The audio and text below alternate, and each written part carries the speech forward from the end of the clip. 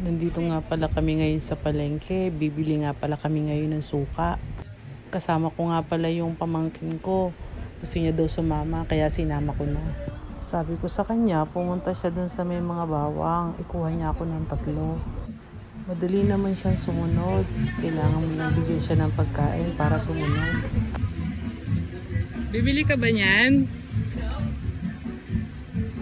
Mura lang po yan. Ale. Anong pangalan yan? Bawang. Ano yung kabila? Ano yan? Sibuyas. Ano sa kabila dito? Dito. Ano yan? Ha? Ano yan? Sili. O doon pa. Doon.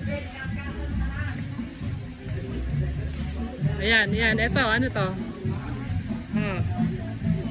Ano yan?